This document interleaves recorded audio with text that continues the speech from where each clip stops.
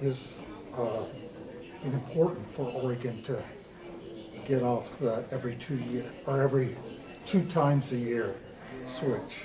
Well, it's kind of funny. Senate Bill 99 back in 2015, it started out as a constituent bill. There's just a lot of people that are sick of the time switch. They just want to ditch it.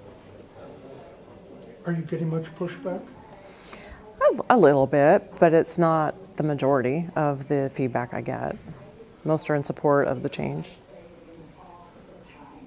What is your personal interest in this? Are you a time switcher, or is it just something that came up? It mostly just came up, and when the constituent bill that would move us to all permanent standard time came forward, I was lamenting that we wouldn't have our late Oregon summers, and a lot of people are fine with that, but I was also not a big fan of sun coming up super early in the morning either during the summer. And so I'm sick of the change, and I would definitely prefer going to daylight saving time. But I have to be honest with you, I wouldn't be a fan of going to standard time, personally.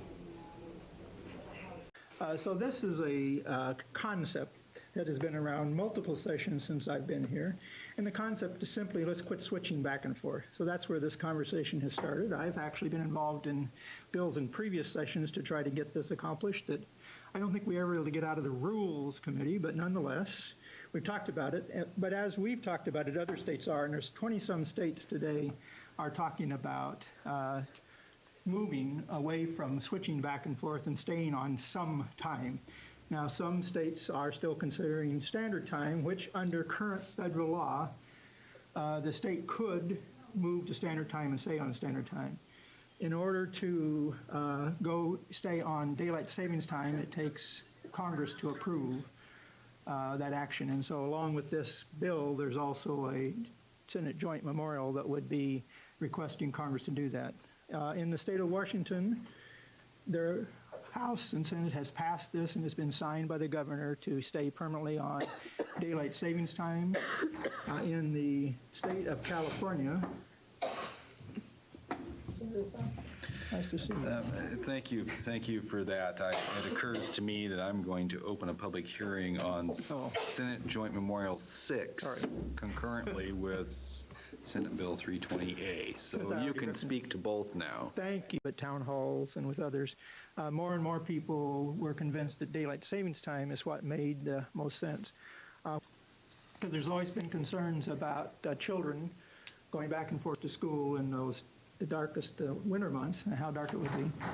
When I talked to my school district and when they considered the short period of time in which it's actually that dark and the fact that the students are already going back and forth to school in the dark, that from a standpoint of the long term in the school, the evening, the hours later, especially in the spring and out in the afternoon, made more sense for kids participating in after school activities and for those kids to be able to get back and forth. And so while, again, I didn't ask the school board to take a formal position, but my conversations with school administrators and others, and so other people in my community, the consensus was that it seemed like daylight savings time. So that's why we brought this bill to suggest that Oregon would join our West Coast partners and, if approved by Congress, stay on daylight savings time. Thank you, Chair Hovey, members of the committee. Kim Thatcher, I am the senator from District 13, and I was told 4:30. So sorry I missed the beginning of the testimony, and I might be rehashing some of the points. Do not apologize. That was my underestimation of my efficiency. You are so efficient in getting through your work for the day. Anyway, I ran down here. So this is definitely a public interest bill, and yes, we have a lot of issues that we deal with in this building, and we are good at multitasking, so we can tackle this one as well. Back in 2015, I had Senate Bill 99, which would put Oregon on permanent standard time. It had a hearing and a lot of pushback, and the pushback was not from people who wanted to ditch the switch, but people that would miss having the late summer evenings. And they said, well, why don't we look at going to permanent daylight saving time? And I'm like, that would be my choice. If I had to pick, that's what I would pick. And so also an unscientific gathering of information, it does seem to be that most people want to get rid of the switch. And of those who care the most about one way or the other, it's daylight saving time that wins. So there's also a lot of health impacts from the spring time change and a lot of accidents, increase in those accidents. So if we just make that spring change and get closer to ending that change in the fall, we would not have that impact in the springtime when we have that. So because it would take, back in 2015 when we were talking about all this, looking at all the options, an act of Congress didn't look like it was in the cards. It does look like something a lot closer to coming to fruition right now. At the time, we were looking at, we could move to the Mountain Time Zone, and we could do that through applying with the U.S. Department of Transportation, and they would take it into account based on commerce and transportation. So it made complete sense to do this as a block with the other West Coast states. So in working with these West Coast people, as well as people from legislators from Nevada and North Idaho that also observe Pacific time, there's been a coalition of work being done. And so I think you mentioned what happened in Washington. Governor Jay Inslee signed the bill that would move Washington to permanent daylight saving time pending action from Congress. And the bill before you today would put Oregon into observing permanent daylight saving time pending an act of Congress, and if Washington and California also do so. Well, California is as far along in the process as we are, but they have until the end of September. And not only that, do we have the states along the Pacific coast looking into this. We have British Columbia as well. And I brought here, but just interesting from the Legislative Assembly of British Columbia, the letter says, I'm pleased to inform you that I've introduced a private member's bill in our legislature entitled the Interpretation Uniform Pacific Time Zone Amendment Act 2019. So British Columbia is also looking at this as well, and it would make sense to move forward as a block. And, in the federal government, did you talk about, okay, so I know of a couple of bills in the at the federal level moving forward. One is a bill that was introduced by Marco Rubio, and it is Senate Bill 670, the Sunshine Protection Act, introduced March 6, 2019. Significant to that are some of the co-sponsors of that bill. One is our Senator Wyden, and the other is Washington's Senator Patty Murray. So we have some action in the federal government. The states are surrounding us, north and south. It makes sense for Oregon to move forward. And also, along with that, move forward with the Senate Joint Memorial to keep pressing Congress to go ahead and allow states to make the decision to stay on not only standard time, but moving to daylight saving time. So that's about it. Thank you. Thank you. I appreciate your advocacy on this. As you know, you did a great job because I'm sort of a standard person, and really sort of my biological clock doesn't like springing ahead, so I always have this bad notion of daylight savings time.